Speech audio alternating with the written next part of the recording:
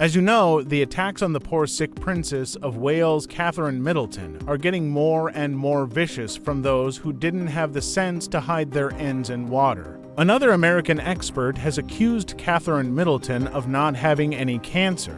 It turns out that this person has been working for years on a team associated with the Sussexes. At California State University, Los Angeles, there is a director of the Race and Equity program who has been spreading vile rumors against Catherine for years, with donations from the Archewell Foundation.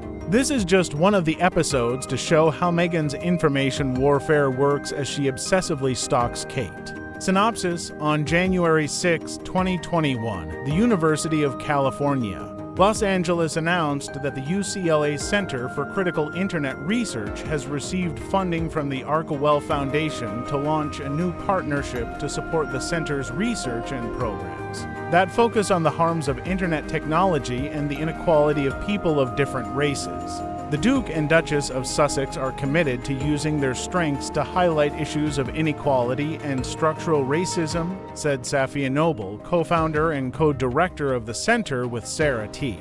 Roberts. This is the same university and the same group of experts this man is working with.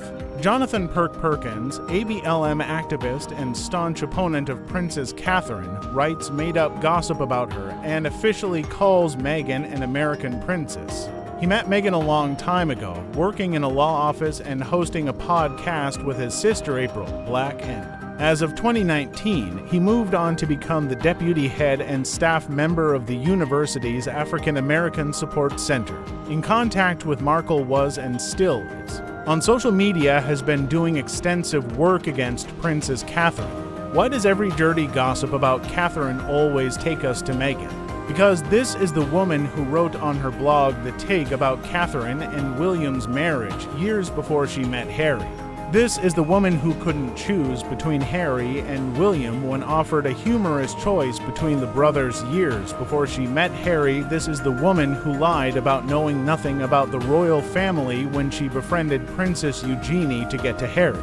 This woman is incredibly jealous of the Princess of Wales. Despite all her false claims of wanting a normal life, Meghan has always been obsessed with the British monarchy, obsessed with Diana and her sons, obsessed with both William and Catherine. They have everything she's always wanted: universal attention, titles, influence and status, and future crowns. That's why she clings to her titles and royalty with a dead grip on her titles and royalty in a buffoon circus show called American Princess. That's why her trolls are so obsessed with William and the ailing Kate and constantly attack the princess, the marriage, and the children of Wales. That's why every vicious rumor about William and Catherine's marriage that has ever surfaced comes from Montecito-friendly media or Sussex supporters. If only Markle would spend even a quarter of the energy she spends attacking Catherine for her obsessive and rabid jealousy on building her dubious brand, she could sell maybe some ruffs, tablecloths, and jam. Ultimately, Catherine is not only a member of the new generation of royalty, which she and William will have to do a good job of reconstructing, but also an example of a strong young woman whose family has created its own wealth. Everything about her creates a good and quite favorable, inspiring positivity, a gentle grace that attracts many, and kindness.